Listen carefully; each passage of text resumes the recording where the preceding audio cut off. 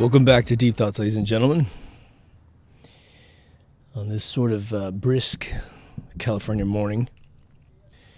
As you can see, we are taking you may not know it, but this is a listener request, and quite a good one at that. I'm going to be putting together an episode here on Black Mirror, and going through the actual episodes and drawing some similarities between it and its, I think, inspirational predecessors, plural, such as Twilight Zone and the other series prior to Twilight Zone, the radio series X-1. I've never smoked a Camacho cigar. So far it feels like this is made of tissue paper. So I'm willing to bet this is going to light like a fuse. We'll see what happens here. By the way, today we hit 6.3 million minutes listened, which equals 12 years. And so I want to say a big shout out, a big thank you to all of you who have listened over the years. This channel technically, for the first, I guess 2 years. Is that right? I think it's about 2 years. We did 100 episodes of another show called MK Ultra Radio. If you go all the way back to the back, you hear me talking about this. We pulled that show for a number of reasons. One, the world has started to wake up a lot. I think that a lot of information was just, even though we had a great time on the show, it was super funny, super interesting. We just grew past the way that we would have either dealt with the information or the way we believe in that information today. So we sort of would need to re-record nearly every narrative there to keep it up to date. So my buddy Kyle and I, we're 90 minutes apart one way, so it makes it sort of unfeasible for us to, or is it infeasible? Unfeasible for us to get together without me driving 45 minutes north, him driving 45 minutes south, and finding some place in the middle to record. So it's always been about cigars and backyards, and so he has a beautiful place up in Malibu, and I have a really cool place here in Huntington Beach, but we might continue recording. I have an unreleased episode that we did last summer. We got together, recorded it, had a good time, and then I haven't had a chance to edit the thing. Pretty good smoke off this thing. So Black Mirror. Thank you for being patient with the intro. It is amazing to me when this happens, and this is no criticism of anyone, when a show like Black Mirror comes around, released in 2011 in, I think, BBC 4, which is their more experimental channel over there. I could be wrong, but I think that's what it is. And they aired, I guess, a couple years of this with 3 episodes per season, which is nothing. It's this wild thing that they do. They just put a little bit of cash in. America needs to learn how to do this. But it didn't really take off, and as I understand it, Netflix, going around looking for anything that had some grit to it, right, went over there and I guess paid just a tiny bit amount of money for it and brought it to the United States, obviously probably a global re-release, and all of a sudden we just bumped into it, right? I didn't have anyone recommend it to me. I just found it on Netflix. I watched it. And then all of a sudden I was like, oh my gosh, this feels like a Twilight Zone. And the very first episode, unfortunately, doesn't have a twist in it, really. I mean, it does have a technical twist in it. I'm not going to be spoiling these episodes for you, so do not worry. What I will be doing is hopefully the ultimate setup for you to go watch each and every episode. But the first episode is sort of not a good... I mean, I loved it. I thought it was fantastic, and I'll get into the reason why here in a short second. But the second episode of season 1 is where you really start to feel the ingenious nature of these writers. And I don't know anything about this show. I don't know who the hell is making these episodes. I'm sure now, since season 3, especially season 4, that we're in for a ride. I mean, it's probably just a tremendous amount of writers working on this stuff. I would love to take some of my treatments and move them into Black Mirrors, which I'm actually going to probably attempt here in the next 6 months. But it's great. I've shown it to amazing people in Hollywood, and it's funny. Like, okay, so my point was, God, I'm all over the place here. My point was, when these shows debut and they're amazing, and you know about them for 2 years, and your friends have no clue that they exist, and then you ask people that always kind of, this is no critique of them, but they pride themselves on being the authority of sort of edgy, where scripts are, because this is my group of friends who constantly write stuff, but they won't know the show exists. And you're kind of like, really? You know, it would be almost like it's 82. Motley Crue has, I believe they'd released their first album by then. Whatever, I just forget the years. 1 year after Motley Crue has released their first album and starts to blow up all over the world, you go into someone from perhaps the 70s who, you know, it's not stupid, and you go, have you heard of this band Motley Crue? And they go, no, what's that? And you're just like, man, where are you? Where are you? This is where it's happening, man. This is going to dictate the next 10 years of music. You got to get into this, right? So Black Mirror is a gem. First and foremost, Black Mirror is the name of your television. When you turn your television off, it's a black mirror, right? Absolutely brilliant title. The opening sequence is sort of this tick down of kind of synth little sounds, and it's creating the Black Mirror logo by jumbling up some characters, and then it eventually cracks your television.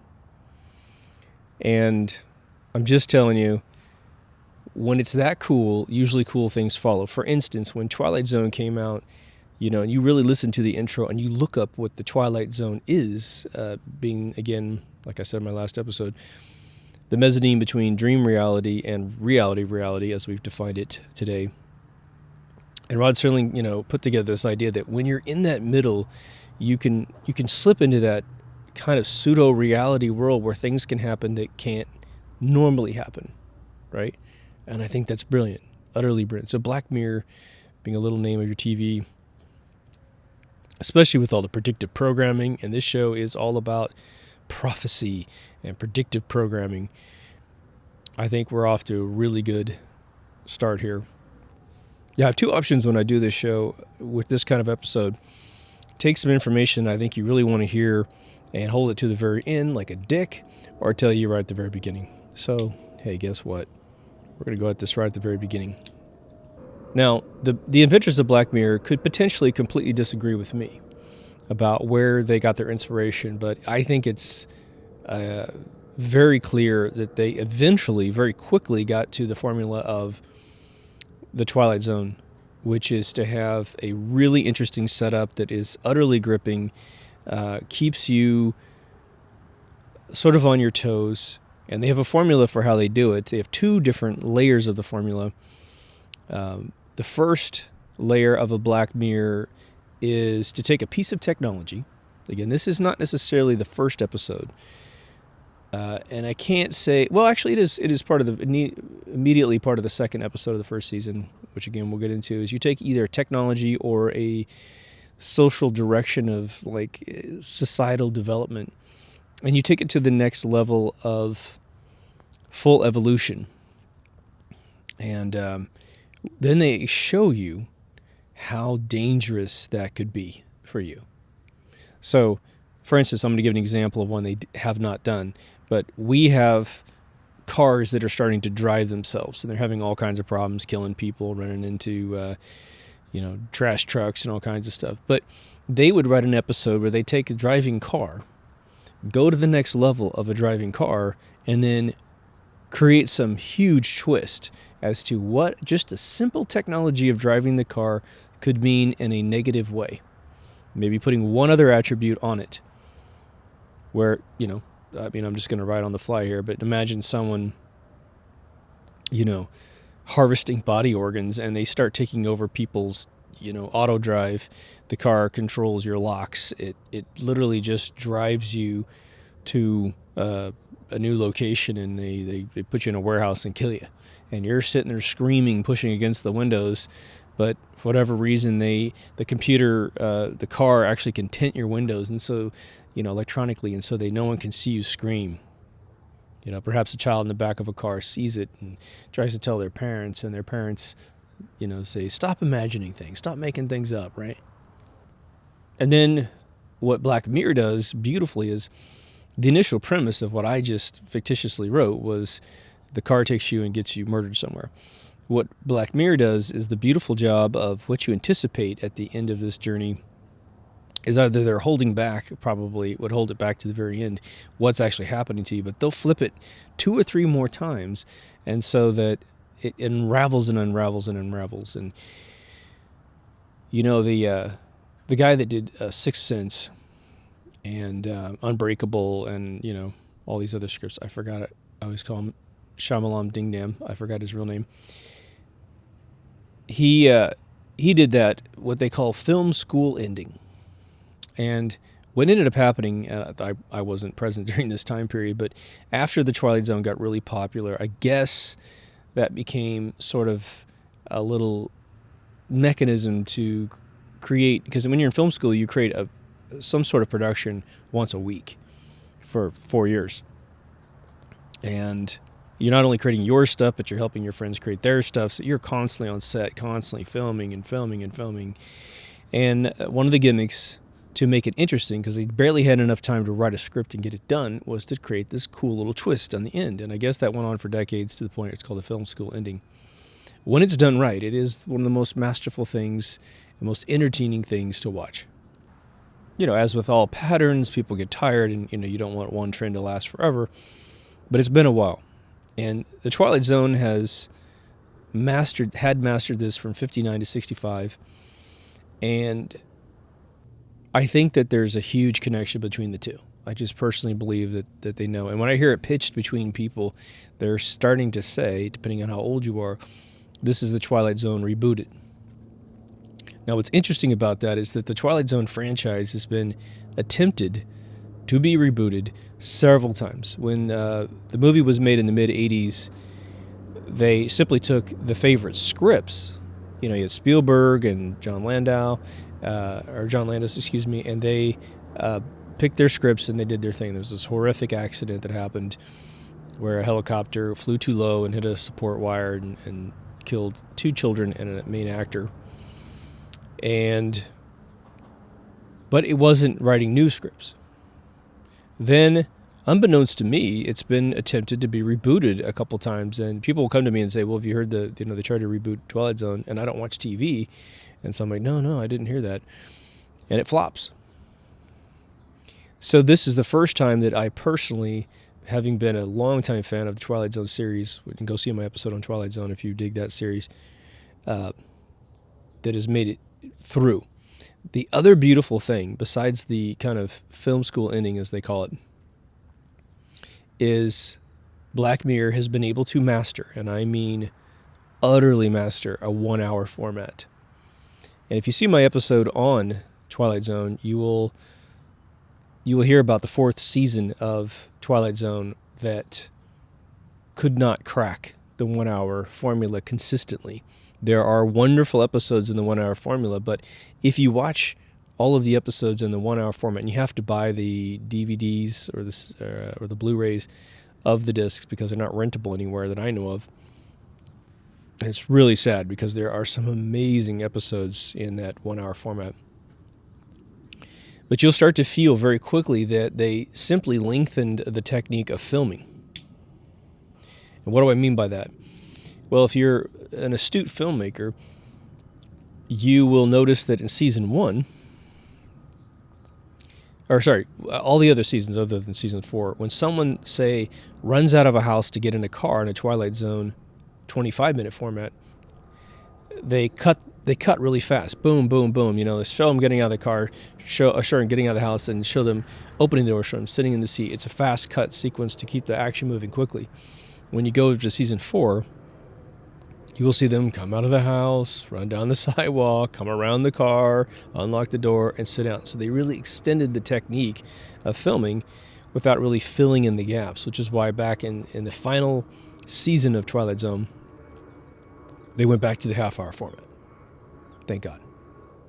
So there's some kudos to Black Mirror and absolutely mastering 1 hour format. I should note that I'm the kind of person that I really find it super exciting when a script never slows down. And a lot of writers pride themselves on it's almost like the theory of the 5 food groups. Human beings should not eat the 5 food groups necessarily. Individual nutrition varies for individuals, and this idea that it's one size fits all. Oh, you got to eat this, got to eat that. It was just a way to sell food in America to exacerbate the agricultural markets, and it worked for a little while. So the same thing goes for writers. Some writers go, well, it must have this, and it must have that. And one of the things that some of them really adhere to is the big gap. Where it's not the Robert McKee gap, I shouldn't say gap, but it's the big, okay, we're just going to sit around and talk for a little while. We're going to sit around and drive for a little while. And it's like, if it's important to the action to understand that someone has moved from, say, sunny California to, North Dakota during the winter, and you need to set up the environmental shots to say, look how their world is about to change. We went from, wearing shorts all day to 6-foot snow drifts and spun out semis and, just brutal pounding weather. That's important. But a lot of times writers just fill up their Act 2 and Act 3s with junk, depending on if you're in a 3-act play or a 4-act play. So the other Paul Harvey to this story is that Twilight Zone was not completely original in its film school ending. Twilight Zone, and it took me a long time to find out this information, but I finally found an article that discussed that Rod Serling was a fan of X-1. And if you've listened to every single episode, you've heard this a couple times, but one of the most enchanting things you can get your hands on, I found mine at archive.org in old archived MP3s that I didn't have to pay for, and I believe I have all the episodes of X-1. iTunes sells it for like $1.99 an episode. So be resourceful, see if you can't find them for free. But they are radio shows, and they have an intro. Prior to X-1 was a show called, I think, Space 2000. And it's a little bit different. But X-1 was a show put on the radio here in the United States in the mid-50s. Okay, I think it went about 3 years, from 55 to 58. But it is... they're little short stories. I think they're about half an hour a piece, which means 22 minutes usually, and to put ads in there. The ones I have actually have ads in there, like Squib toothpaste that you don't hear about anymore, Lucky Strike and Pall Mall cigarettes, but they created sci-fi sort of interesting Twilight Zone things, and some of them are about mice that come alive in a mice that gain sentient thought in a nuclear test laboratory, and it's a funny comedy. And others have little kids that are playing with the aliens that have invaded Earth because they want to take over Earth, and the little kids are being duped by the aliens. Some of them are about sort of a Space Odyssey David Bowie line, where it's in fact they have one that is like Major Tom going out into space and being lost in space, and that whole journey. So it's giants standing on giants standing on giants. So if you want to know the full ecosystem, definitely go watch every single Twilight Zone you can get your hands on. No, you got to buy the 4th season. If you find it out there, streamable, do let me know, because I would be interested in seeing the high quality versions. The cool thing about Netflix Twilight Zones is that they are better than my DVDs. I own all 43 DVDs of the whole series. X-1, try to get it for free. But if you dig Black Mirror, that's your lineage. All right. You guys are all shut up. Get to the program. 21 minutes of blabbering. I did a whole hour on the Twilight Zone because there were 180 episodes. There's only a few dozen. Black Mirror so far. So that's one reason why I wanted to set this up in that particular format. All right, episode 1. It was aired in December 4th, 2011. I'm using my phone as a little bit of a reference here for the dates and the names. It's called The National Anthem, which is very interesting. It is about a princess, Suzanne, who has been kidnapped out of the royal family. And this is a fictitious royal family and a fictitious sort of duplicate of the British Parliament and the British royal family. So they talk about a queen or something like that, but it's not a Queen Elizabeth or anything like that. They're very careful about that kind of thing. And so this princess is captured, and the ransom note comes in to the prime minister, but it's also going into the entire public. And I believe it goes in as a video as well. It's in every artery of social media, and it essentially says that in order to have her released alive and uninjured, the prime minister must, on video, have sex with a pig. Live. In addition to that crazy-ass request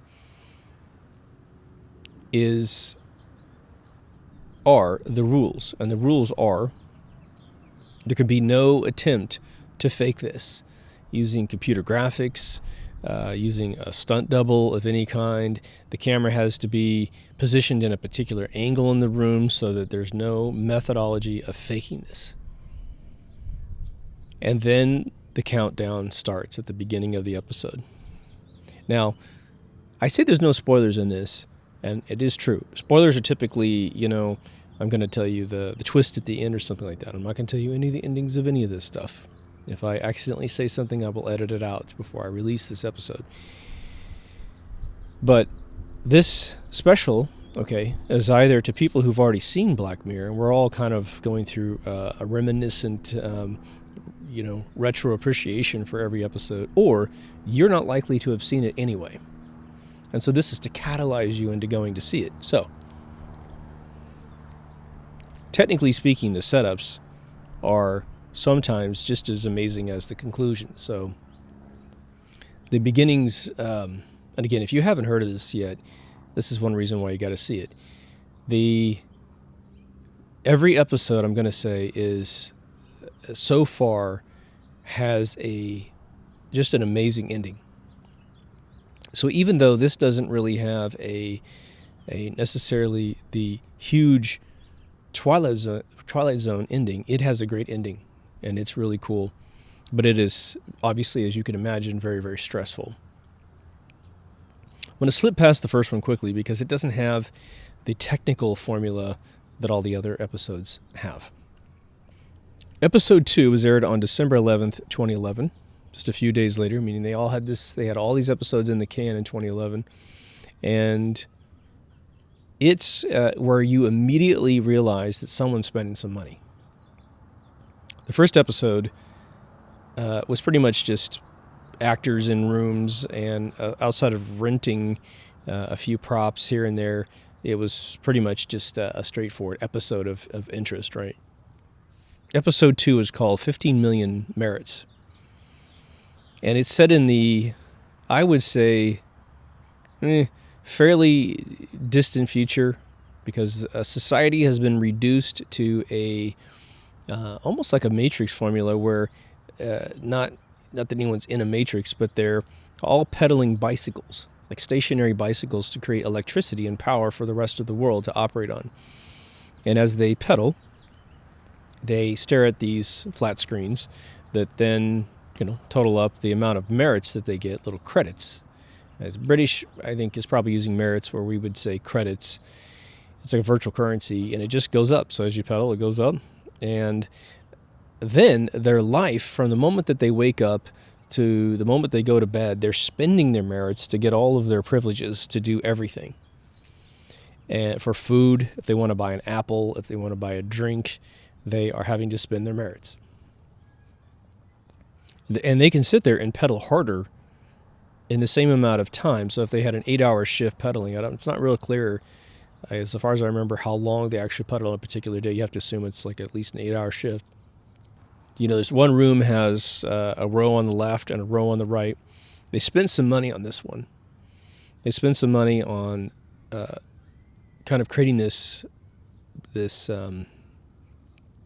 don't know if you want to call it any one particular type of like dystopian future, what have you, but it's sort of like a polished, shiny, tyrannical world. So it's not like Brazil where everything's dirty and strange and used and kind of hand-me-down stuff. But no, it's all polished, beautiful, shiny. But the interesting thing is that it focuses on this black gentleman who is the main character, and he wakes up in the morning and his room is a bunch of televisions turned into a wall. So you take a bunch of OLED screens with the bezels in between them and make kind of a room out of that, except the floor, I think, is the floor. And he has to get up and he goes in the bathroom, which is all kind of a little cubicle room. And he's got to pay for his toothpaste and he's got to brush his teeth and he sort of gets ready, right? And then he goes out to his bicycle. And we're all kind of confused at first, right?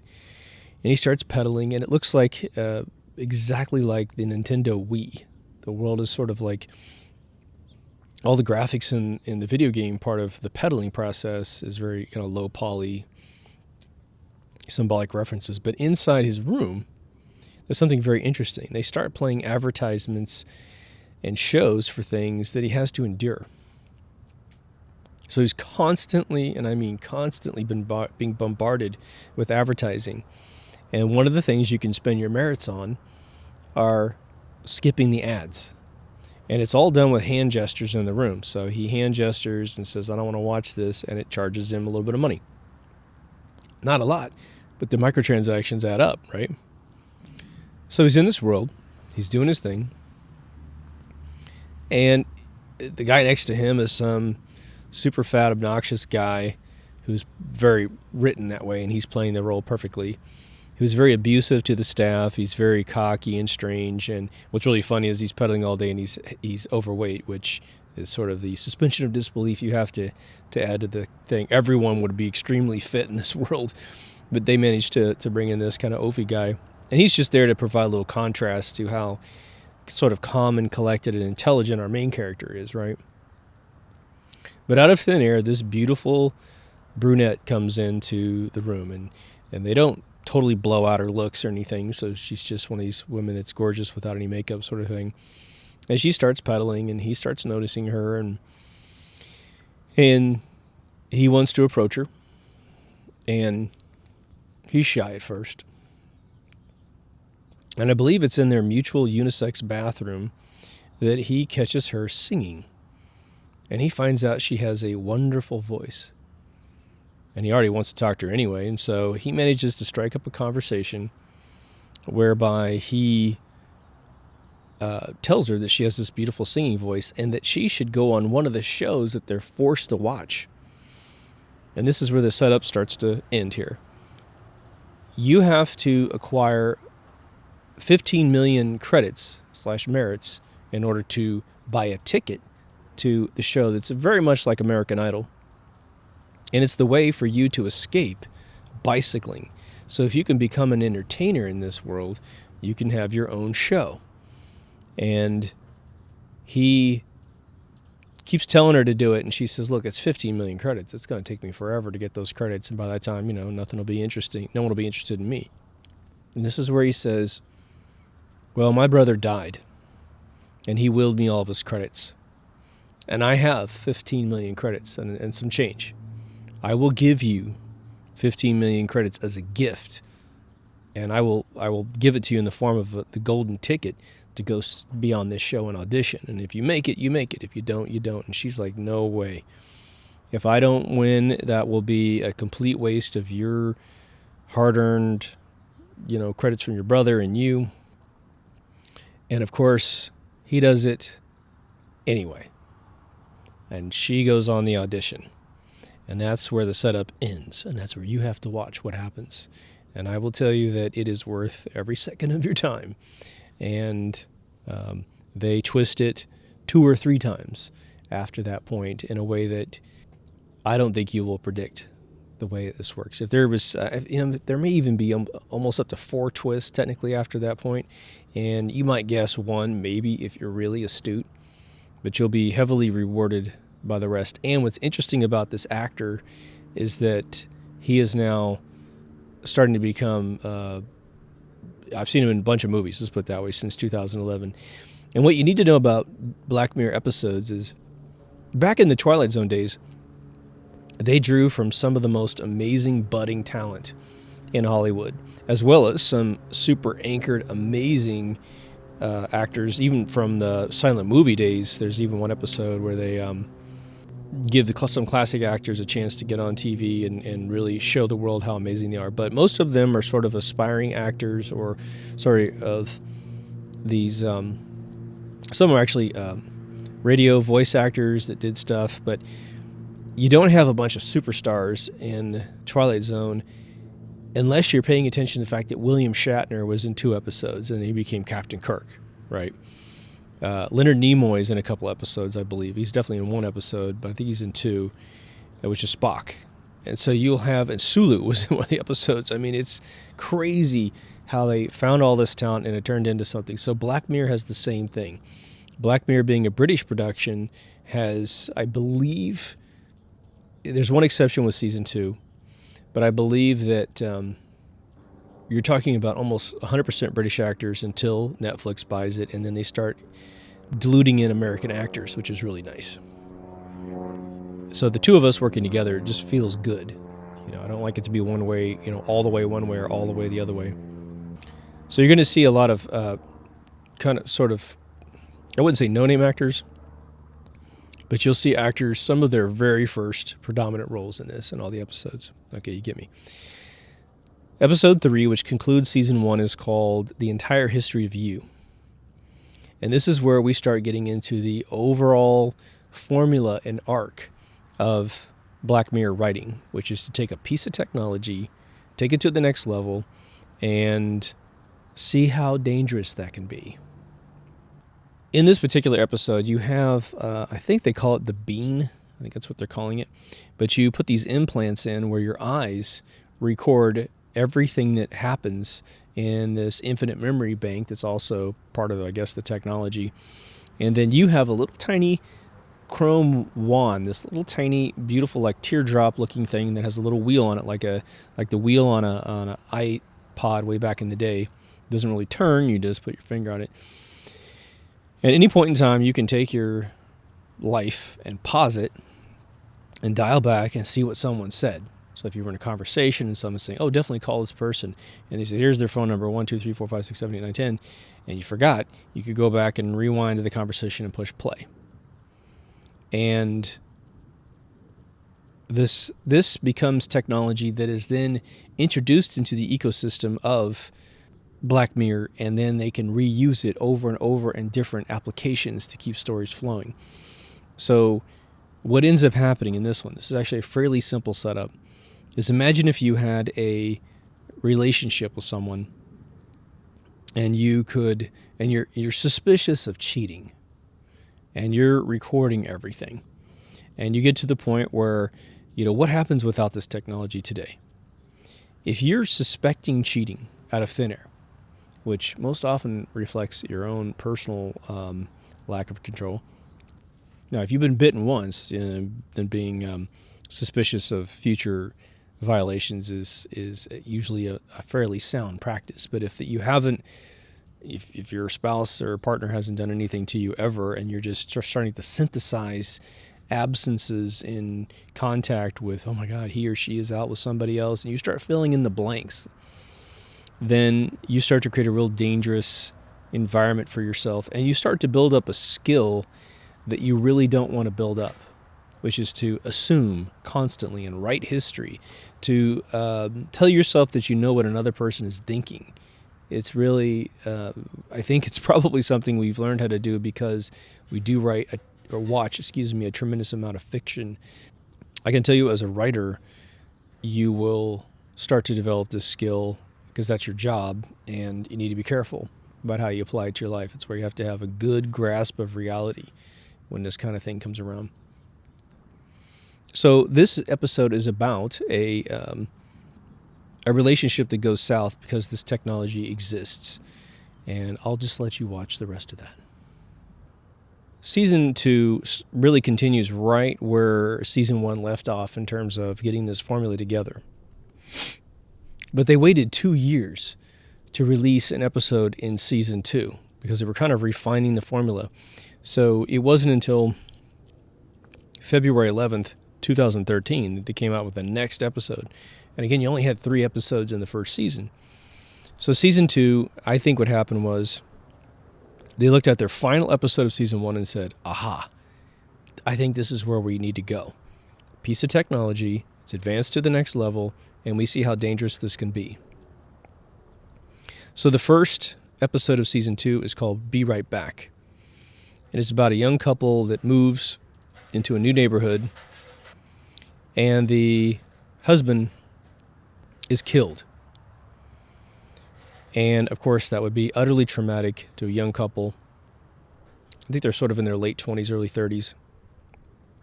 And after the funeral, a friend of the spouse comes up and says to the wife and says, hey, there's this new service out there that you can buy that will help you keep in touch with the deceased, your husband.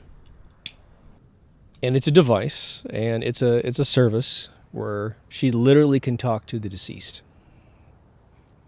And she begins having conversations with her husband, just like a telephone call.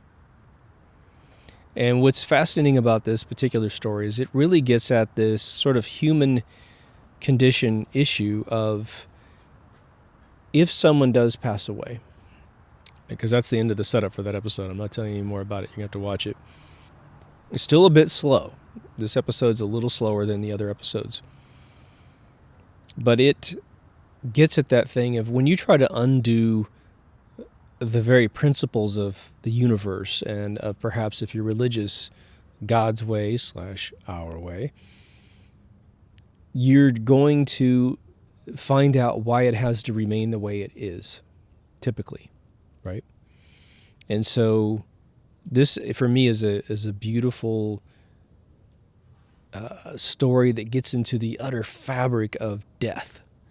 And, where do you see these kind of stories? You saw, Demi Moore and Patrick Swayze with Whoopi Goldberg together in the movie Ghost way back in the 80s. And there's a little bit of that sort of formula of dabbling in this sort of mezzanine of reality where the person doesn't cleanly die and you have a ghost and you start dealing with it. This is more technically enhanced version of that, and with a just an amazing finish on this. So that's what that one is. Episode 2 of Season 2 is called White Bear. And this is where I think we get into some, to say predictive programming is very interesting, because predictive programming is sort of the theory that someone would show you what's going to take place. And the theory behind it is that if I show it to you in any form or fashion, you're more willing to accept it, even if you would normally not accept it, because you've had a little bit of time to chew on the theory. So if someone said, hey, the NSA is going to start spying on you as soon as the Military Commissions Act is signed by George Bush Jr. and re-signed up by Obama, you're furious. Your Fourth Amendment is now all of a sudden, usurped. You gotta be kidding me, right? These are things that can't be changed. But once they show you a couple television shows where this is already happening, you're kind of like, yeah, that's what they do. I don't mind, right? White Bear has a very complex script. It's very action-packed. But it has to do with a woman that wakes up who is sort of suffering from amnesia. And she starts to unravel her life, and she starts to have sort of people attacking her. And the population isn't helping. They're sort of super docile, and they just observe, or they don't do anything, and they walk by. Usually, it'd be an event, and, unfortunately, the world is a bit like this, right? I had a story told to me a long time ago that New York in the 70s got so violent in neighborhoods that whereas in the 40s and 50s, someone would run out to help if they heard someone screaming, the people that ran out to help would typically be murdered as well. And so by the 70s, people were told to not do anything. Maybe call the cops tops, right? Obviously, by that time, most of the damage is already done. This woman and her friend, and I should have put a shout out at the beginning. This guy, Charles Brooker, is the guy that invented the series, and he is one of the writers. So he's a very Rod Serling kind of guy. So we need to give out huge props to this dude. But this woman and her friend started to try and, unravel, why is this? Why is there this kind of docile group of people, and how is this even happening? I mean, one or two, yeah, you can understand that, but how is the entire population appearing to be unable to participate in society like a normal society? And what they discover is that there is a central transmitter that is using the television sets, to keep everyone sort of, again, zombified, docile. And there is a tremendous amount of evidence scientifically that, a television hitting you at 60 hertz per second, 60 frames per second, puts you in a suggestive state of suggestibility. Put you in a state of suggestibility, and it will kind of make you zombified. How many times have you pulled your cell phone up? You're like, hey, I just woke up in the morning, yawn, stretch, and you're like, let me just see what's going on YouTube or see what's going on Facebook. And you put the phone in your face, and there's somehow very quickly this level of comfort that you wouldn't normally have. And the whole thing is like, you may actually hate Facebook. You may really not want to watch YouTube, except for Deep Thoughts Radio. And 45 minutes passes, and it seems like it was about 10 minutes at best, maybe even 5 minutes. And you find it difficult to put the phone down psychologically. But as soon as you do, you get this kind of liberating feeling that's like, oh my God, it's like I broke free from this problem.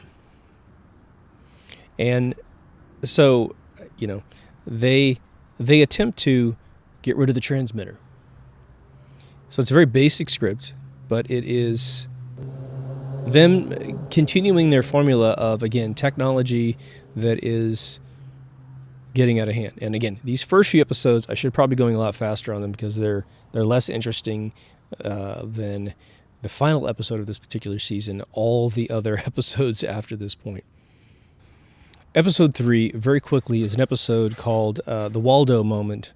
And the Waldo Moment is about a sort of a CG, a computer-generated character that is expositioned in public on screens, and it's voiced over by a guy in a van. So you imagine a guy in a van and the screen on the outside. I believe they do sort of a 3D treatment in reality, like, that technology doesn't quite exist. But the actor that is inside the van is sort of like a Max Headroom. Max Headroom was, they actually lied and said that Max Headroom was CG generated, but he wasn't. They were using filters on the actor with a bunch of rubber prosthetics on his face to make him look like he was generated by 3D. But this particular one is a 3D character, and it's sort of this weird animated character, blue-faced, kind of angry little round creature. And this politician is out doing a campaign stop in public, and here comes the van. And the guy just takes a pot shot at the politician, saying he's a career politician, he's a bad guy, and you shouldn't vote for this dude. And then it evolves to the point where Waldo, the fictional character, is now running for office and saying, just mocking the politicians and saying, you should run for me because at least I have more integrity. I'm a cartoon character. I'm artificial. And it gets out of hand where the guy starts winning the election. And so the twists at the end are all about this this sort of irony that you do have until the Donald Trump character, who is not part of a secret society, who has actually been writing books his whole life and making television shows about how to be successful and bring back the American dream. Until then, you had your Nancy Pelosi's, your Chuck Schumers, who are career politicians raised by political families. They've only made, Nancy Pelosi has only earned maybe $6 million in salary from the United States government in her entire term, but she's worth almost $200 million because she's taken so many kickbacks and she's from a rich family to begin with. So the finale is how this all unwraps. And this is less twisty, but still kind of the irony of today.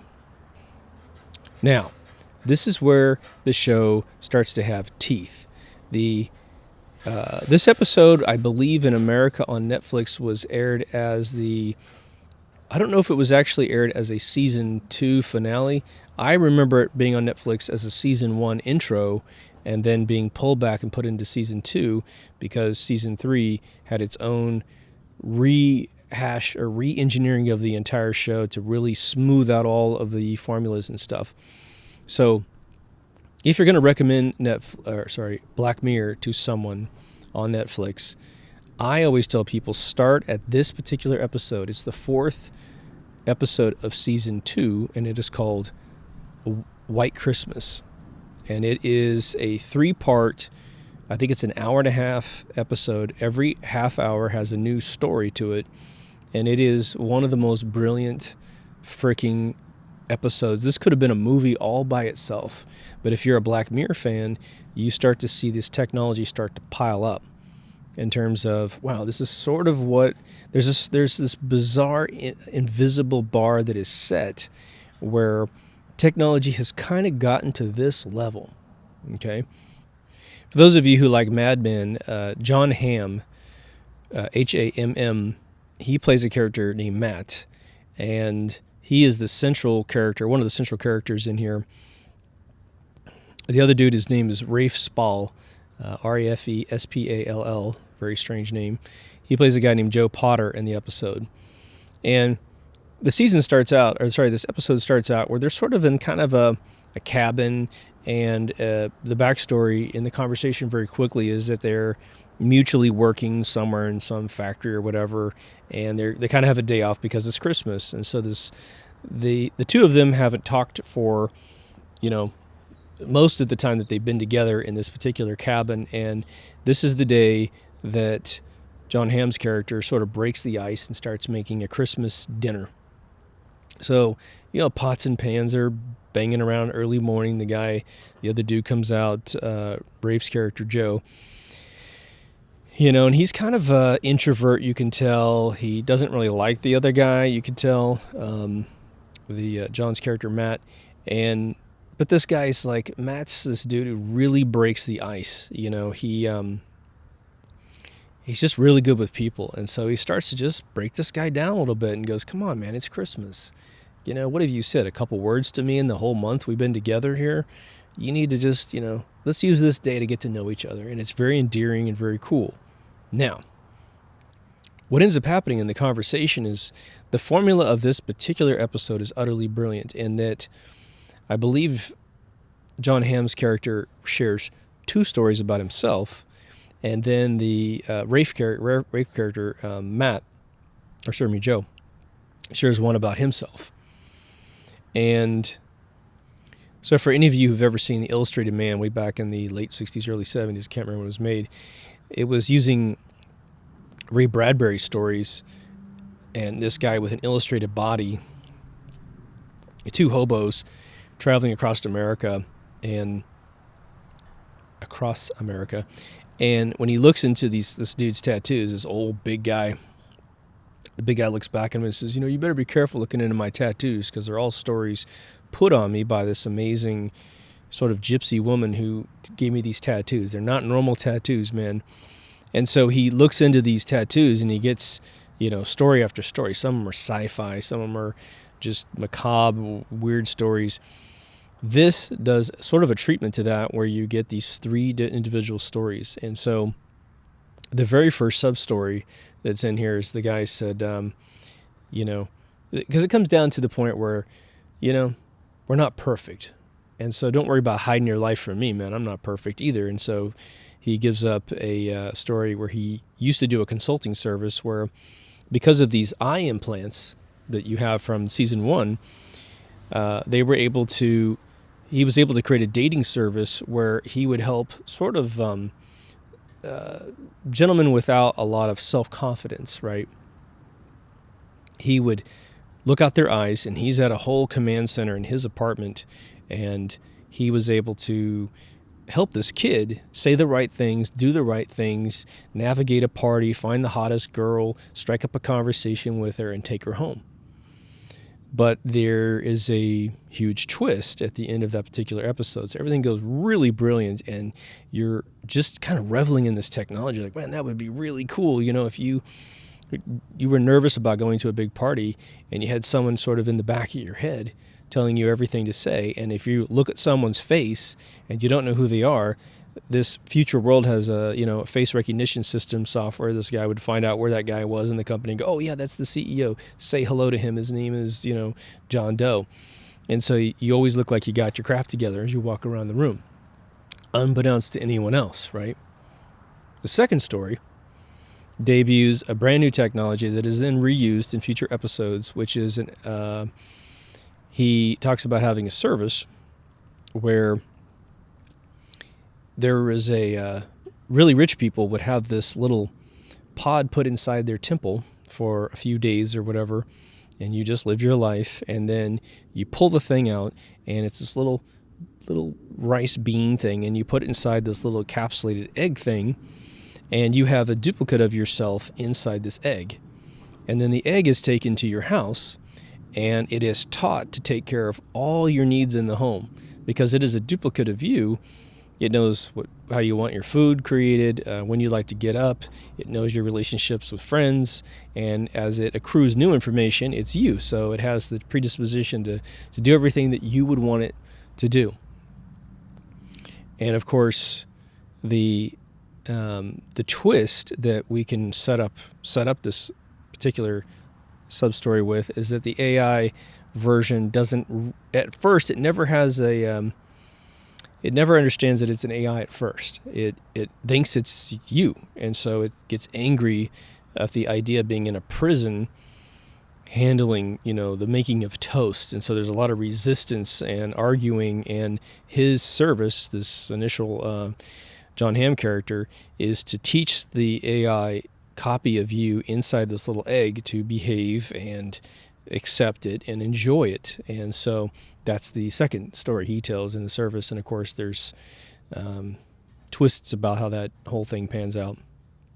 And then when it finally gets to the other dude, he talks about the reason why he's there, and the reason why he kind of retreated from society to this remote location to work. And he describes an engagement that he had, and I believe he may have even been married. He's with his wife, and they are hanging out, and he is sort of that, sadly going through that stage that a lot of young men go through, where they get super confident with their world, and they really start to lose the accountability to their spouse. They get flippant. They think, oh, there's no way she's going to leave me kind of behavior. And eventually, she doesn't necessarily leave him right away, but he gets to the point he's obnoxious and embarrassing in public. They go karaokeing, and he's an alcoholic, and so he's just really obnoxious. And they get home, and he finds in the trash bin a pregnancy test and finds out that she's pregnant. And of course, he's very happy that she's pregnant, but he realizes that night that she did this pregnancy test earlier in the day, but she's been out drinking. And so he comes into her and he's like, hey, sweetheart, I found this, and this is amazing. Why didn't you tell me? I'm so happy. We're going to live we're going to have a beautiful life together. We're going to make beautiful kids together. And she's not having it. And she's not having it because he's a drunk, and he's embarrassing. And of course, he says, well, if you knew this, then why were you drinking today? And she's like, because I'm not going to have this kid. And he's like, well, come on, that's pretty selfish. You haven't even told me. And she goes, well, it's not your choice. And he's like, he gets angry. He's like, it is my choice, partly my choice, partly your choice. Let's talk about this. If you have any reservations, let's talk. If I'm doing something wrong, I'll fix it. And she's like, I don't want to do this. And so he gets really angry because he's that kind of guy, and he freaks her out. And then you have this new technology that's debuted in the episode, which is that you have this ability to visually block someone, because everyone has these implant eyes from the previous episodes. You can block, and then when you look at the other person, it's been literally traced, like rotoscoped out, and you see this gray blur, and their voice is muffled. And so what's happening is he can't see her and she can't see him, but she can hear him yelling kind of in a mumbly nature, and she can see him moving around the room in an outline, but she can't communicate. And of course, he's very furious that she has taken this cowardly way out of the conversation that they're having. So I think he throws a plant and against the wall and breaks it. And of course, then she's like super freaked out because he's going violent on her. And of course, she gets in the car, she leaves. He doesn't touch her, of course. He doesn't beat her up or anything, but then he's trying to run after her in the car. And neighbors are watching, and he loses contact with his wife. And I think they're married. I'm pretty sure they're married. And so it's this horrible story where he's trying to get communication with his wife again. And in his brain, she's pregnant. So he's like, what's going on? The only other thing I'll tell you, it's not a giant spoiler, it's a setup, is that he finds out that she actually had the child. And so he now knows, in his brain, he's got a kid. And so he's trying to not lose sight. And the block carries down to the child too. So he can't see his child. So then there's an amazing resolution to that. And then what they do is they take another storyline and they wrap all three of them around another storyline that mega twists at the end. Okay, on to season 3. Hopefully it's not like a 10-hour episode here. This one's called Nosedive, and this is absolutely a massive predictive programming thing that's based on something that's actually going to be, I think, mandatory in 2020 in China. This is an episode where they take an application instead of just basic raw hardware technology, and it is about a futuristic, kind of near future world. And again, for China, it's supposed to be mandatory in 2020, where society is using an application to rate each other's behaviors. And you will have seen an episode of Orville take this on as well. And again, this is, I think, the most predictive programming thing I've seen on the show. And it could be that the show was usurped to put out these predictive programming things. And again, the whole point of this is to get society warmed up to something that they would otherwise not accept. And so the way it works is that if you're out in public and you're driving your car, or you are in some merchant relationship where you're trying to buy a coffee or something like that, and you're either kind to the person in front of you or not kind, they can rate you on this app, a plus or a minus. Based on the amount of pluses, you get a higher score. Based on the minuses, you go down. And this app already exists in China as a sort of a fun social media app. And the word on the street is that it's being made mandatory in 2020. And what this controls is, one, your relationship with other people. No one wants to be friends with a low-scoring person because it brings your score down. You want to be in a world where you're really popular. So it's sort of like TMZ turned into an application, right? The frivolous stuff in the world is also included with things that would be normal things. So, at first you hear this and you're like, oh my gosh, that sounds fantastic. We would get all these jerks to be rated way down and all the good people to be rated up. The only problem is this extends into propaganda. So if you were to question 9/11, for instance, you might get a really low count because no one wants to research the truth, right? But if you're willing to go along with we landed on the moon, you get a tremendous push. So this episode is about a woman who is just your average female living a life who happens to have a celebrity friend, and she is trying to get her count as high as possible, but she has control issues, right? She kind of pops her top a little easier than most people, and so she ends up getting invited to a wedding of a very famous person who has suddenly liked her, connected with her on the app, so she's had this huge boost in popularity, which she's so ecstatic about. So the setup is that she is trying to get to this wedding and everything is going wrong. Her flight goes wrong, her rent-a-car goes wrong, and as everything starts to tumble, her interactions with humans starts to get really testy and strange, and she starts going down and down and down. Now, to add matters to this formula, what you do might get recorded on video. And then your identity goes out with a YouTube viral video that you're a complete jerk, and then all of a sudden the world starts voting you down or starts voting you up. So It's a very testy situation, and it ends incredibly. But it's there to warn you about this technology coming out, but it also kind of predictively programs you into accepting it. It's definitely more of a chick flick Netflix, which is very important for us guys that want the girls to watch some of the more macabre, dark episodes because they feel like there's something going to come up for them at some point. So I've had friends jump into season 3, episode 1, and kind of get put off by the Legally Blonde sort of style of this particular episode. I think that would be an unfair characterization of the overall story, so definitely have a look. Now, episode 2, season 3 is probably so far my ultra favorite episode of the entire series, and it stars Kurt Russell's son. And it is about a gentleman who is sneaking out of his house early one morning with his backpack, his passport, and some money, and he is about to hop on a plane and tour the entire world. And so the setup is that we see him going all around the world. Taj Mahal, he goes to all these Asian countries, Middle Eastern countries, and ends up in England. And I had never seen him act before, but let me tell you, if there ever was an Emmy for a little tiny 1-hour show, this dude would get it. His name is Wyatt Russell, which, knowing Kurt Russell, he probably named him after Wyatt Earp, which is pretty cool.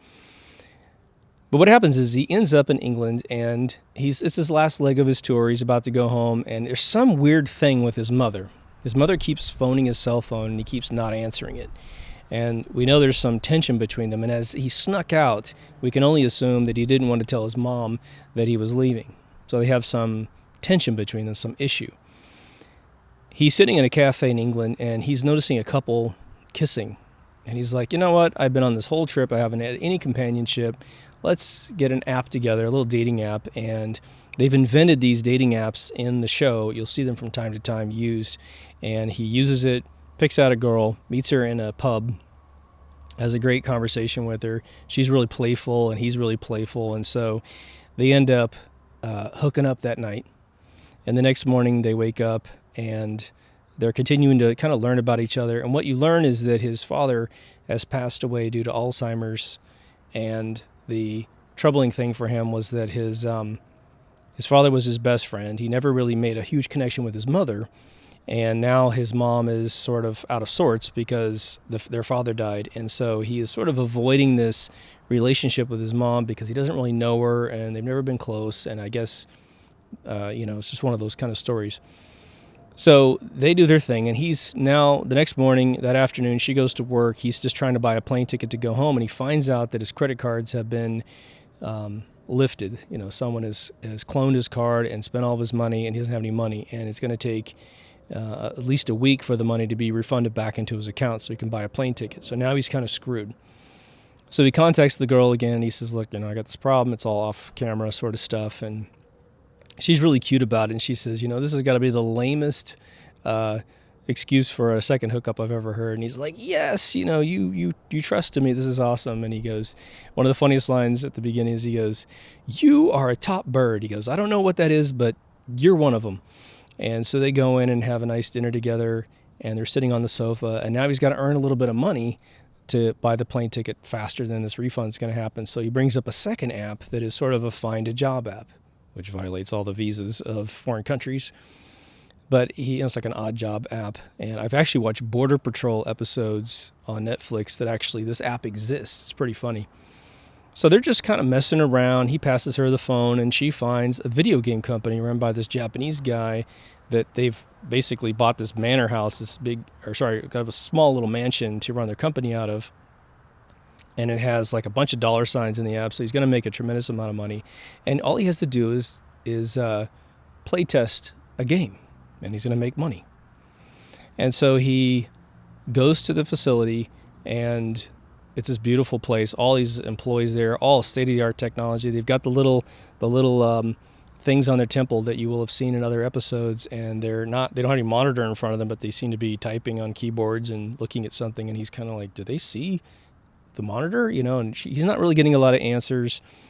It kind of looks like Dumbledore inside. And she takes him up to this sort of beautiful white, super clean level of the mansion. And they go into this room, and she says, I need your cell phone, any other electronic equipment you have, because anything can take photographs and stuff. And he kind of ribs her for being paranoid. And they go inside this room, and he has to fill out an NDA. And then they start the session where he's going to get this little mushroom, this little tiny button put in the back of his neck that's going to feed him the images. And they have to use this. They put him in a chair once they put this little mushroom in the back of his neck, and they have this little bar that goes over his temple where they use, between the mushroom and this bar, they inlay the software that's going to make this experiment take place. And then she puts these AR, augmented reality, circular patterns on the table and runs this little game, which is a little whack-a-mole game. And so those patterns disappear and turn into holes. This little gopher comes out. First he's low poly. She does a couple little upgrades, and he becomes photoreal. And he's freaking out. He's like, oh my God, this thing is so real. And she says, look, hit him. Just hit him? Yeah, hit him with your hands. Oh, it's like whack-a-mole. So he starts playing the game. It's over just as fast as it starts. He is blown away. And she goes, I think you should go for the real experience. And he's like, I'm game. This is awesome. And so she takes him in to meet the founder, who's this Japanese gentleman, which is very traditional of the big Nintendo and Sony inventors. There are these personalities out there that make Metal Gear Solid and what have you. And so they say, the next part of the game is that we have this upgrade to your mushroom. So they give him a new program, and they said they take him out to this manor house, kind of a looking haunted mansion that has been actually used in one of the video games. They've scanned it and made it a part of a previous game. And he's like, oh my God, this is the house. She goes, yeah, we scanned this and we put it in the last game. He's like, this is awesome, So they get in there, and it's like a spooky old house. And she says, okay, here's the deal. You're just going to spend the night here. That's all you're going to do. And everything that you see is just in your head. Nothing can touch you. Nothing can harm you. And the only thing we need to establish is a safe word.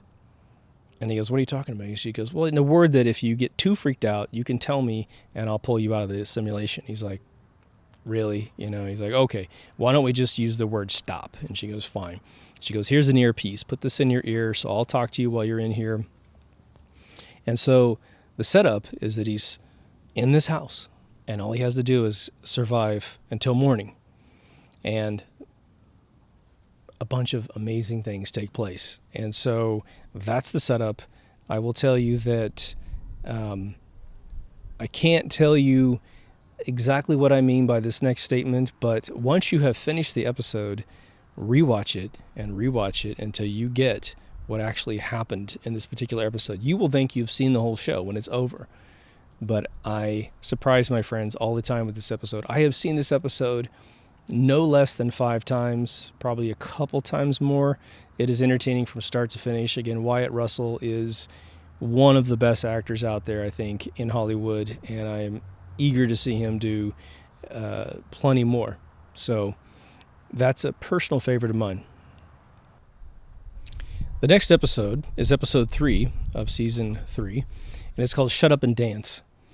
And the title is very misleading as to what's about to occur here, but the setup is very simple, and I'm just going to give you a really quick brief on this. A young man in his home with his sister in the other room, and the parents are kind of in and out of the place. It's pretty much just lives with his mom. He does what many boys do, and he goes up to his computer at one point in the night with his laptop, and he watches pornographic material and masturbates in front of his computer. And of course, all computers have NSA cameras installed in them. And so he is recorded. At the beginning of the episode, he finds out that his sister's actually taken his computer out of his room, and she has been messing around on it, getting it all infected with a bunch of viruses.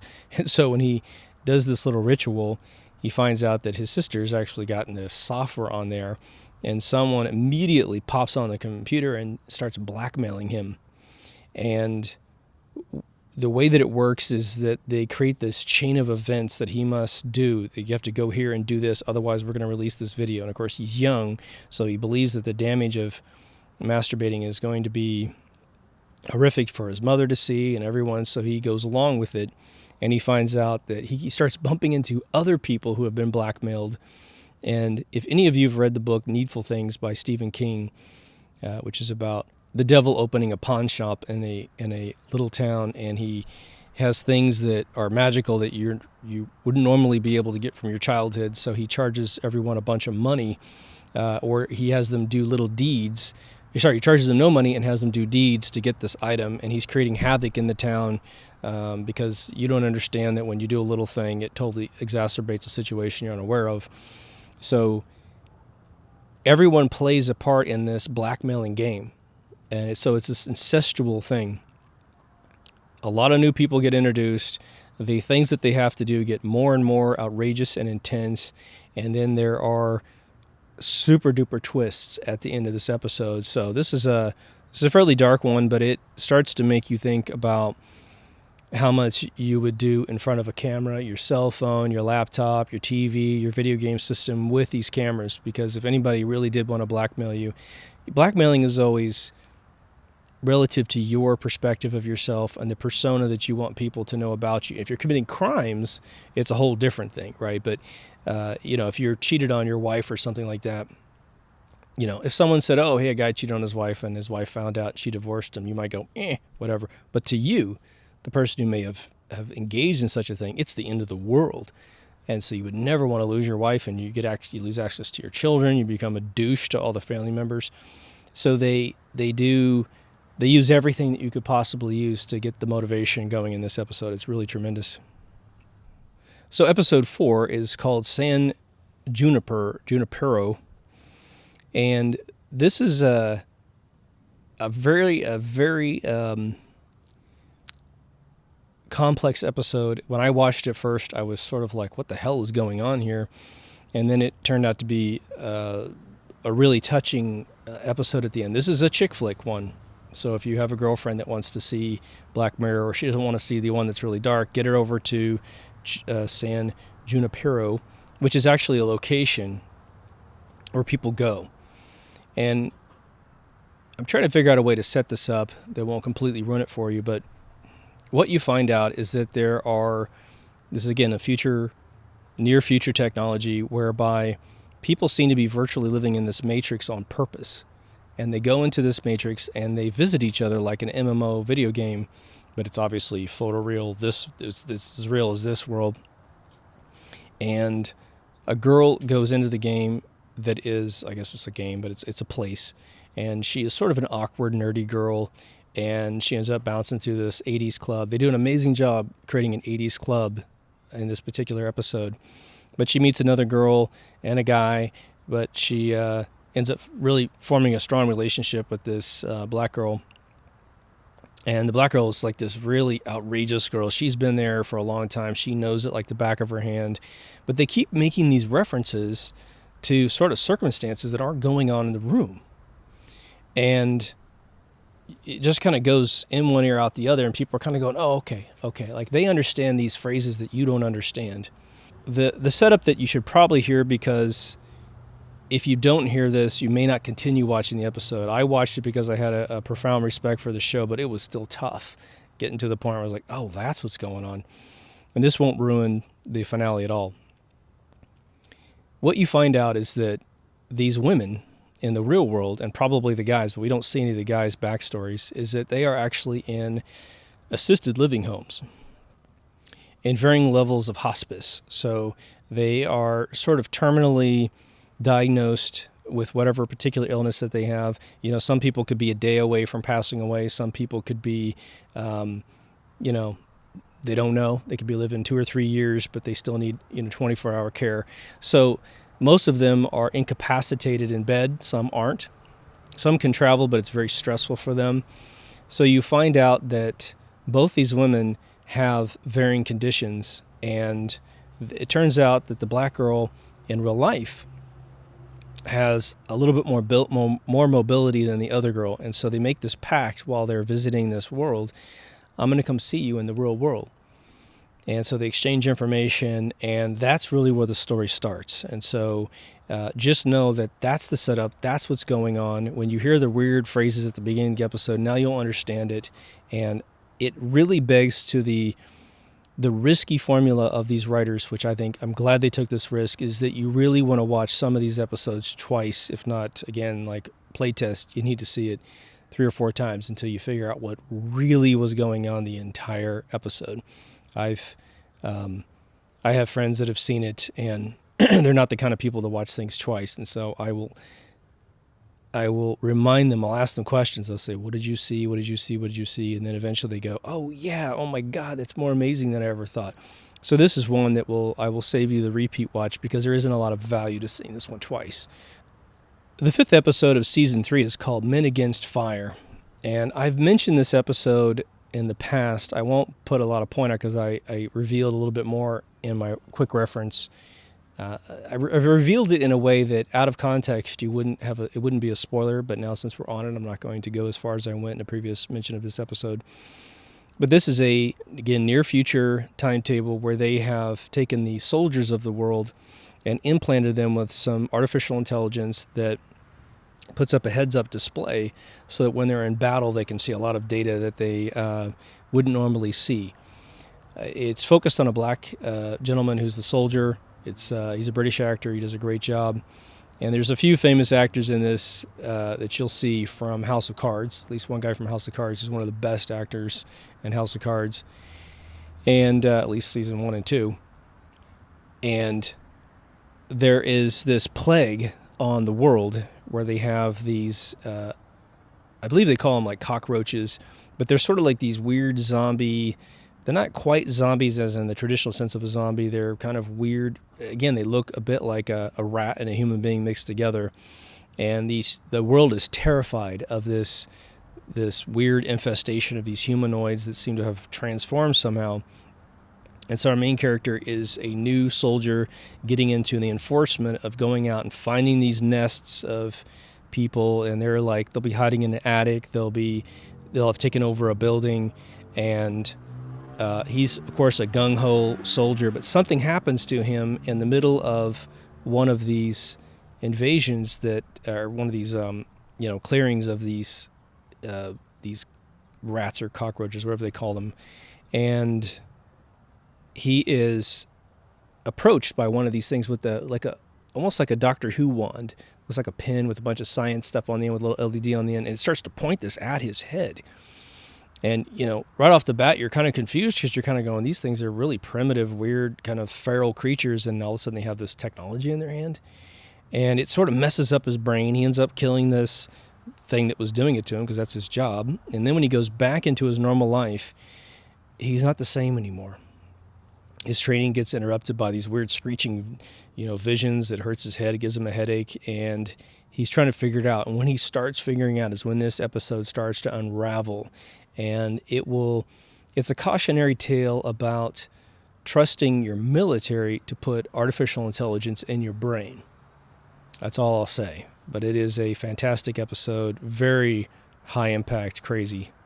The final episode, 6 of season 3, is called Hated in the Nation. And it features an Irish actress that was part of Steve Buscemi's episodes on HBO for Boardwalk Empire.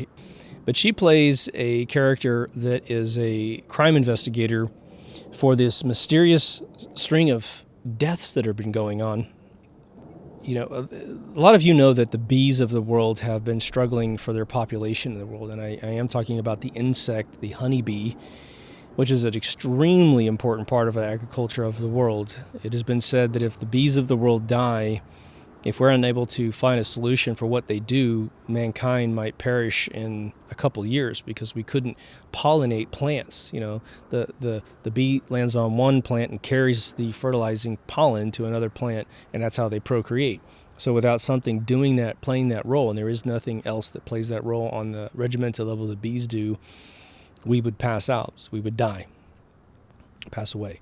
So they find that these people who have been killed, so there's this random string of deaths, is that they have suffered a sling and an arrow on social media.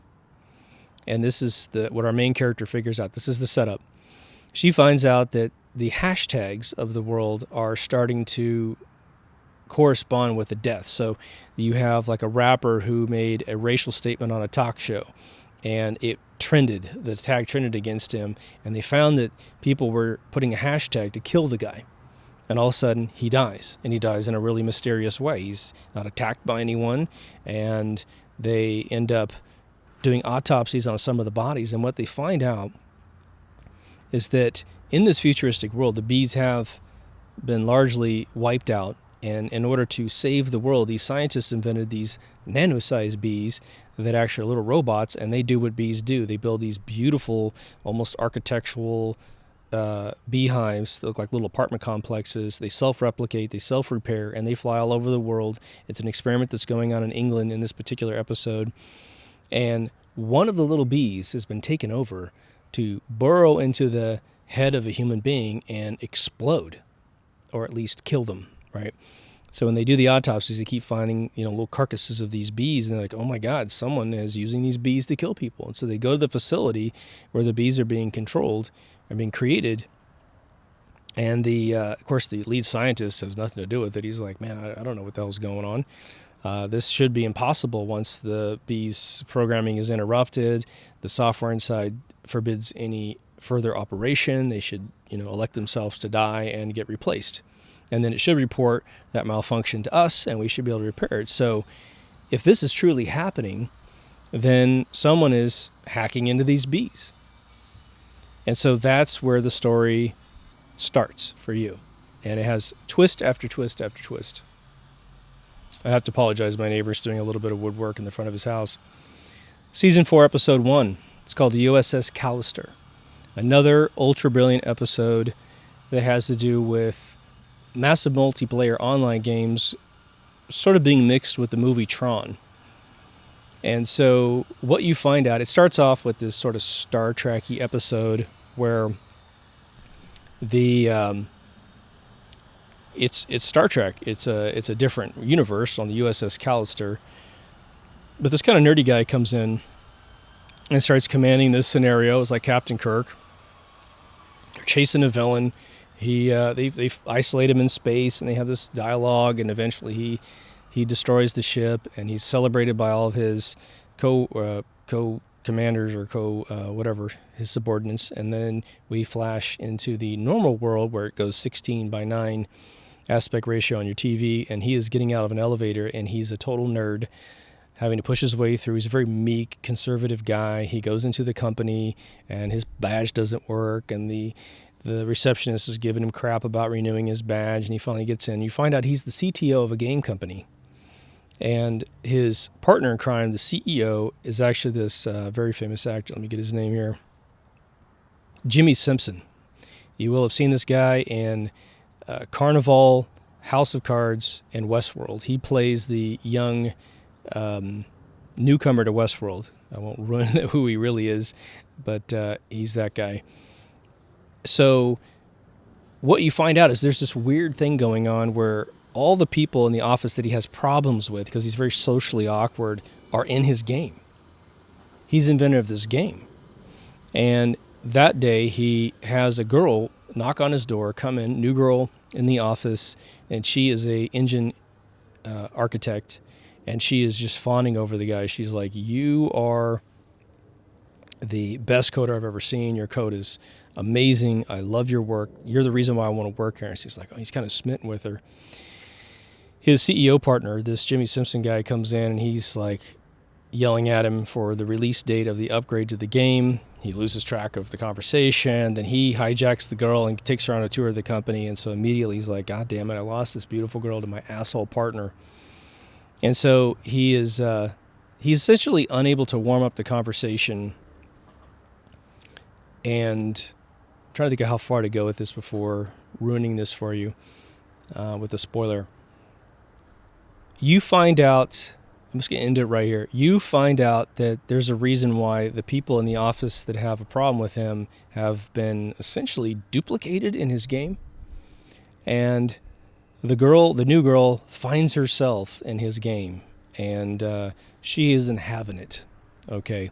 And so it's the plot of the people that are stuck in the game as catalyzed by this new girl who says, I ain't putting up with this shit. They've all been beaten down inside the game, and so they're willing to do it. And they're essentially, in a way, a duplicate of the people in real world in this video game.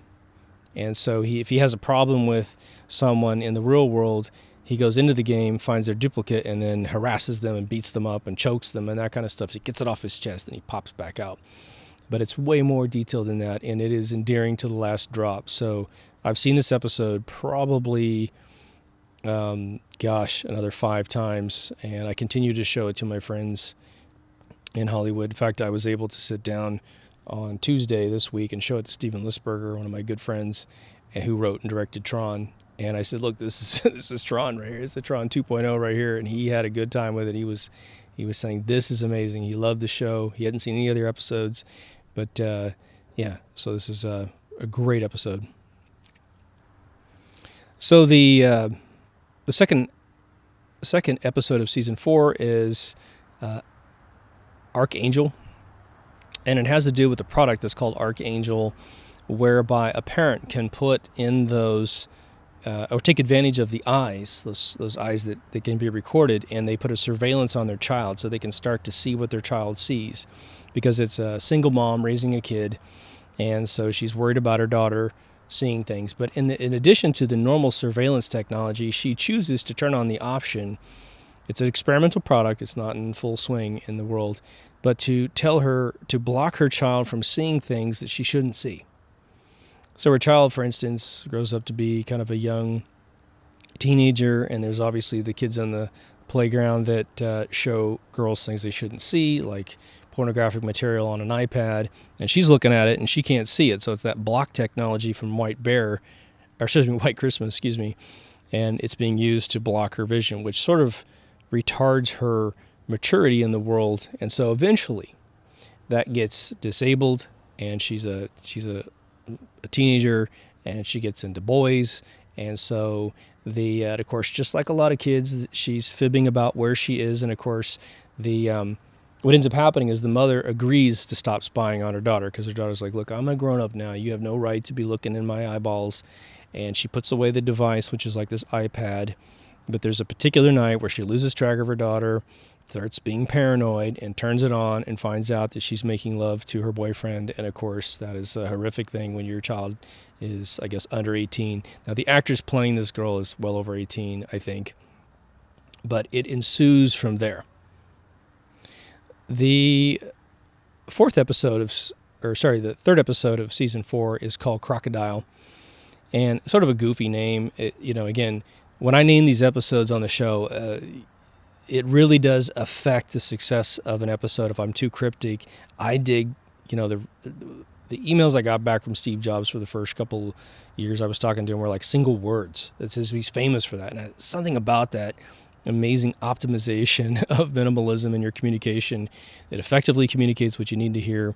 That's something I do. So Crocodile is kind of a weird title for this, but it starts off with an episode where a couple is traveling in a car. They're in these kind of snowy mountains somewhere in Europe, and probably England somewhere, but I can't recognize it. They accidentally hit a bicyclist, I think. It's a bicycle, and they kill the guy on accident, completely an accident. But instead of coughing up to the crime, or the mistake, I should say, the accident, and telling the cops and trying to get cleared, they wrap up the body in a blanket and throw it into this little lake, pond, stream, or whatever, and then they throw the bike into there, and they completely cover up their tracks.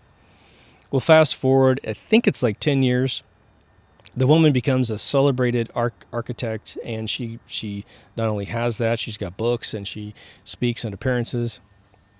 She's somewhere in Europe doing some lecture, and this guy that she was with, who I neglected to mention, they had been drinking beer in the car, so that's probably they didn't go to the cops. He had actually cleaned up his act and gotten off alcohol, and he shows up to her hotel and says, I'm going to, he gives her a piece of newspaper clipping and says, which he says, I did a printout because, in the future there shouldn't be any paper newspapers. So to make the drama work, he shows it to her, and they had found the gentleman's body 10 years later. And they did the DNA mix, and they found out who he was, and so they were notifying the wife, who had been waiting. They didn't know this backstory until this was all connected, that the woman never got remarried and said, my husband will be coming home because he loves me. And until his body's found, I'm not going to marry anyone else. So he feels so guilty that she lost her life. The second her husband died, he's like, I'm going to write her a letter and tell her what happened. And this woman's like, don't do that. We're in the clear. You write that letter, they're going to figure out where it came from. They're going to find you, then they're going to find me, and I have a perfect life. Don't do this. But he resists and resists, and they have a scuffle in her suite where she's speaking, and she kills him. She doesn't mean to, but it happens. So now she has to dispose of the body, and unbeknownst to her, a gentleman outside, right at the time she had killed this guy and everything settled down, she walks to the window to look out the window and just kind of despair of like, oh my God, what did I just do? Now I'm involved with 2 deaths, right? Even though she wasn't driving the first car. There's an accident outside. A guy who steps in front of an automated kind of Tesla pizza truck, and gets hit. And I think he's a violinist or a cello player, and he breaks his arm. And so there's an insurance claim that's being processed on the guy. So this Indian woman is the insurance adjuster, and she goes to him and interviews him, and they use this eye viewing memory thing from one of the first episodes and draws back what he remembered about it. She gives him literally a beer because he walked by a brewery to help, exacerbate his memory, and she doesn't get enough information to really process the claim, which is how fast was this car moving. Then he remembers a girl in front of him that was also on the scene, so she does a pattern recognition on that girl's face from his memories, gives her the test, and you're not allowed to not take the test. It's a law now in the world. So she doesn't know quite the information. She adds a little bit more data to it, but then she, in her eyesight, sees the girl in the window, which is our girl that just murdered the guy. So this insurance adjuster is now running around trying to find out who this person is, and eventually she connects with our main girl, and that's really where the chaos begins. So that's that particular episode. Episode 4 of Season 4 is called Hang the DJ, and that's based on the song Hang the DJ, way back in the 80s. This is a brilliant episode about a dating service that we have these dating services in the world where you do these random sit-downs with people, and so this is an episode where people come to a booth, they sit down, they have these little pucks that have a computer interface on the top, and what they do very quickly during the date is they agree to look at how much time they've been allocated to be together. And you're a little confused at first because you're like, well, that doesn't exist in this world. Again, take a little bit of technology, put it in dating, and move it forward and see what happens.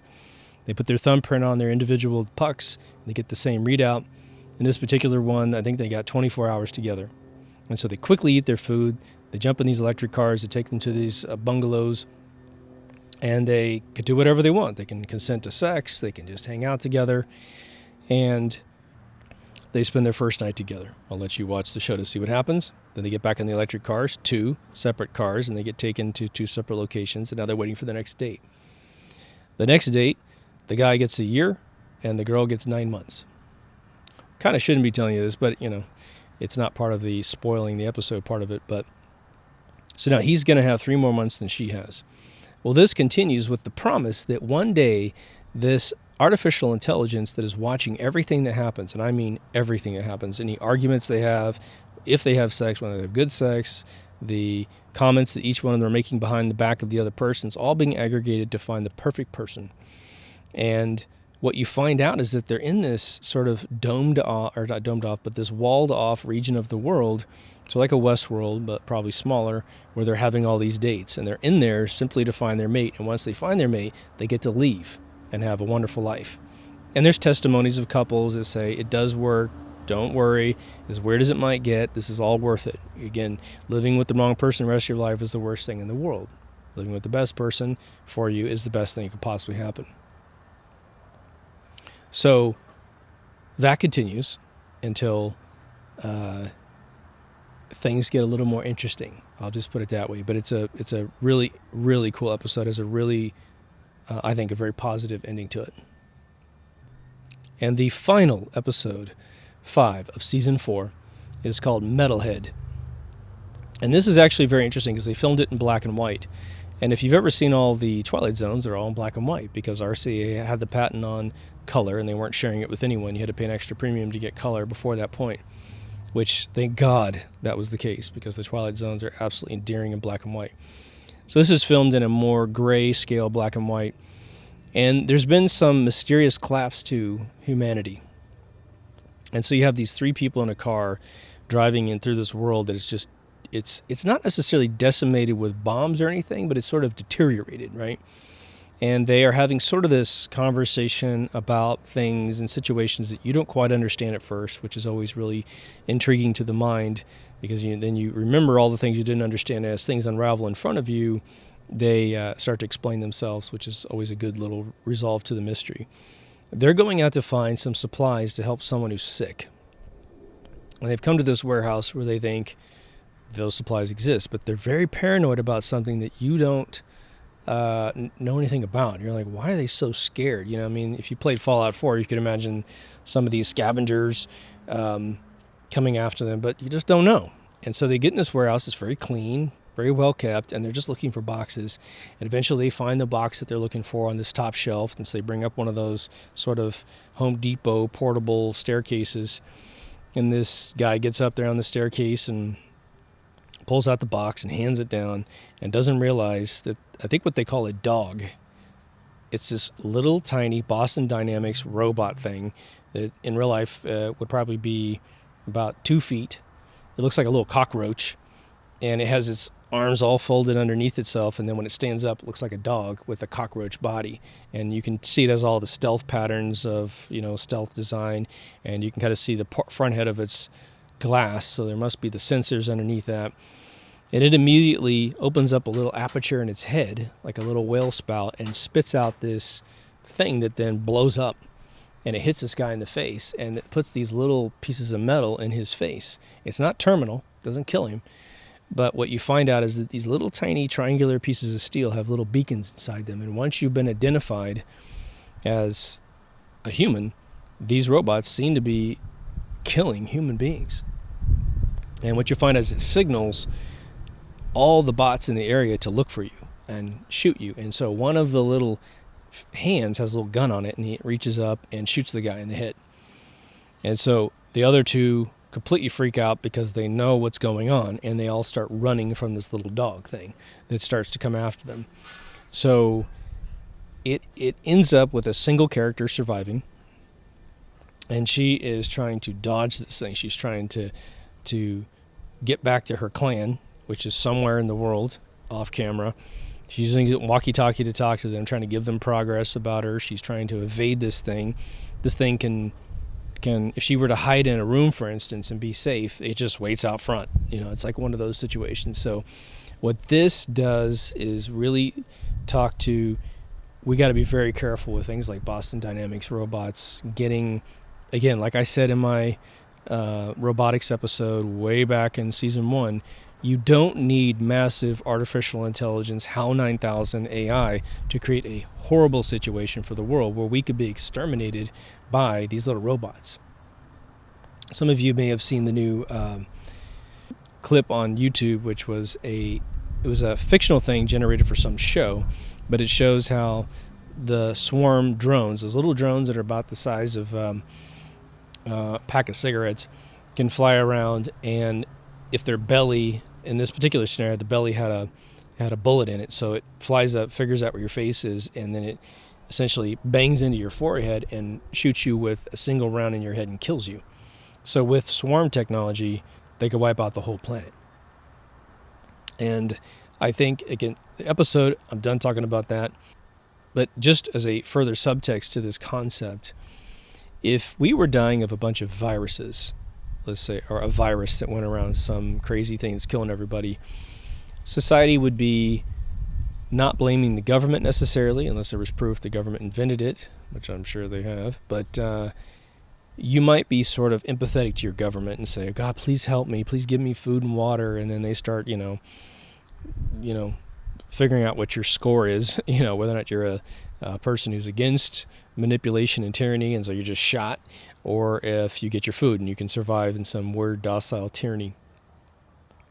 However, what if you knew from the very, very get-go that it was some shadow government actually exterminating everybody, and that as soon as they exterminated most people, whoever's left, it's one of these situations where you're going to behave because they can kill you very easily with these swarms.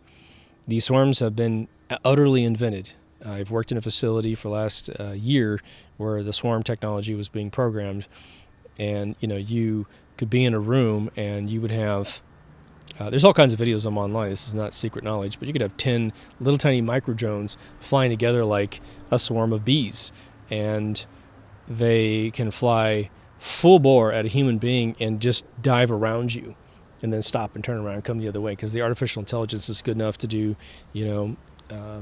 sort of pattern recognition and get around you. They can also do pattern recognition, find out you're human, right? You have a certain size when you're a human. You have certain heat signatures when you're human. They can find out if you're a child, if you're a female, if you're a male. So this is sort of an interesting episode. I think a lot of us want to think that these writers are sneaking in precautionary tales to say this is why you need to stop this. But on the predictive programming side, it can simply be, as horrific as this is why you should fear your government and do what they say, and stop writing, emails against vaccinations online, and you should comply. And the more they feed you GMOs and vaccinations, you're just going to keep going down the tubes until you have no genetic constitution to fight back. So that is the review, the very long, detailed review of Black Mirror, and why I think that each and every one of you should see this. Again, I love all the episodes on one level. Obviously, I love some way more than the others. You will probably be the same, but this is some great television so far. So hopefully season 5 will continue to blow us away. Now they're making them every single year. They make them all in one shot. They release them all in one shot on Netflix. For me, it's worth the $11.99 or whatever it is in the United States to subscribe to Netflix to get this particular show. Boom. If you dig this show, I'm just going to give you the short bumper since I've been talking forever. Go to deepthoughtsradio.com. All the links are there, audio, video, and Patreon. I've pulled the PayPal since it's not being used, and no reason to fill up the world with that kind of stuff. Anyway, thank you for joining. Take care of yourself and someone else, and I will see you in the next Deep Thoughts. Over now.